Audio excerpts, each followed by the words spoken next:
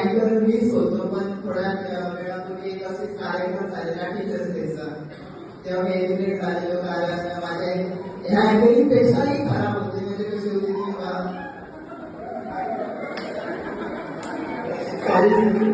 तू आपल्याला तर तुम्हाला माहित आहे आपलं कॉलेज खूप चांगलं आहे.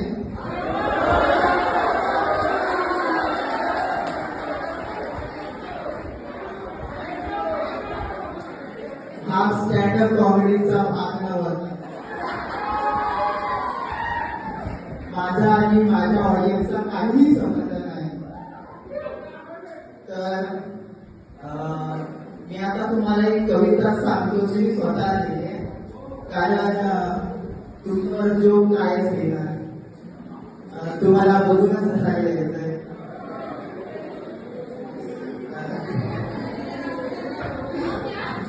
सॉरी. तर कविता बोलू. तुम्ही काय बोलला तरी बोलणार काही असं विचार. तुमच्या ओपिनियनचा मला फरक नाही पडत, कारण तुम्ही फार्मासिस्ट आहात, डॉक्टर नाही. तर कविता अशी आहे. बरसणाऱ्या पावसाला खूप काही सांगायचे होते, फक्त एकदा ह्या म्हणाला तुझे रूप पाहायचे होते. पाहुणी झाले त्या क्षणाला आठवणींचा नव बनायचे होते. विसरुनी तुला पुन्हा एकदा खूप पल बरसायचे होते. आता आवडली पुढचं बोलू काय? तरी पण बोलणार आहे.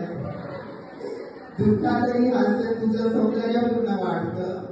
तुझं हास्य पाहिल्यावर रात्री चांदण्याने गाजतं. तुझं महत्व तुला नाही पण या शब्दांना समजतं. फक्त तुझ्या अस्तित्वामुळे खूप जणांना जगावं असं वाटतं. तर कविता आवडली असेल तर इंस्टाग्रामला फॉलो करा. तुम्ही फक्त तेवढंच करू शकता. आणि आता स्टँडअप कॉमेडीचा खरा पाठ शिकवणार आहे. कारण आमच्या वर्गाचा सेकंड इयर बी फॉर्मचा म्हणजे त्याने आता स्टँडअप कॉमेडी परफॉर्म केली नव्हती, पण आता तो पहिल्यांदा करतो, पण वर्गात कायम करत असतो. अशा मी प्रणय दळवी यांना आमंत्रण देतो की त्यांनी स्टँडअप कॉमेडी करावी.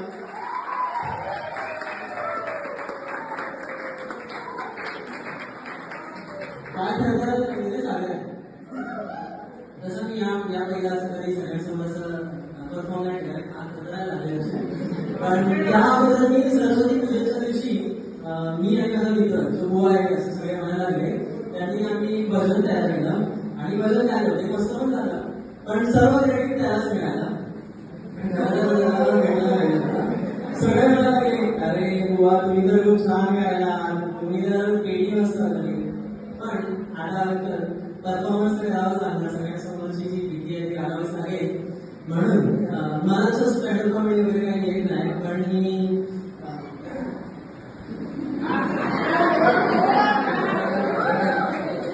पण सियाचं सांगण्यामुळे मी ते बोलायला आलो. मला बोलायला लागला की अरे तू जोक मग बोल, तू तर स्टँडअप करशील. तर ह्याचा परफॉर्मन्स ऐकून जर तुम्हाला असं नाही आलं असेल तर माझा परफॉर्मन्स ऐकून नक्कीच मला असायला नाही येणार. आज फ्रेशर डे आहे. फ्रेशर डेच्या दिवशी खूप वेगवेगळे विचित्र गेम्स आम्ही घेतले करायला आम्हाला. पण आमच्या सिनियर्सनी आमच्यापेक्षा अति विचित्र गेम्स आमच्यासोबत खेळले.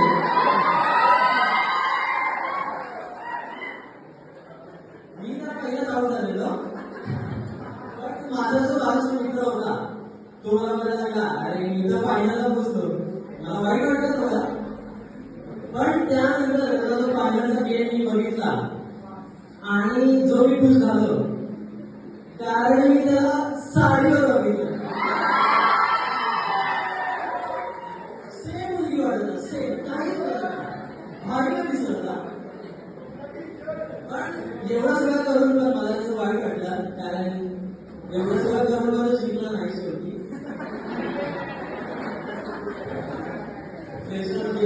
देशनिमित्ताने सगळे एकमेकांशी वेगळे वेगळे होते.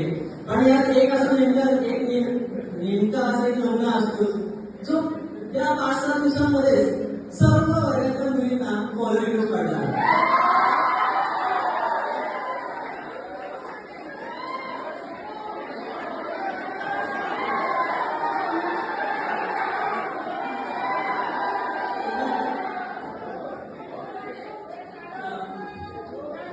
एवढ्या दिवसांपर्यंत माझ्या वर्गातल्या मुलांची नाव पण लक्षात नाही ठेवलेली.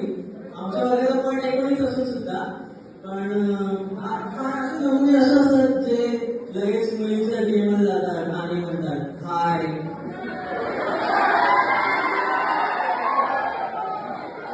मला सजेशन मध्ये मिळालं होतं म्हणून मी तुला फॉलो केलं. आणि त्याची सर्च हिस्ट्री जर तुम्ही बघाल तर त्या एका मुलाची आयडी शोधण्यासाठी त्याने अख्खी रात्र चालवली आहे.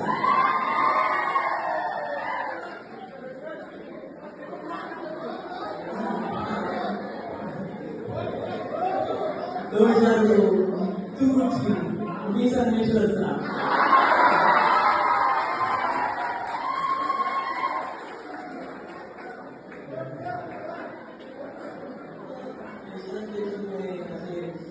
मैत्री वगैरे होत असते.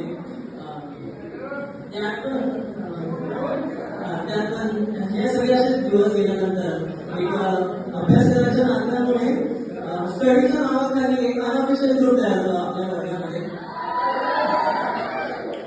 अजून पण वायफाय चालत होते. आम्ही जगाशी शांत राहणार. मी आज वर्गाच्या बरोबर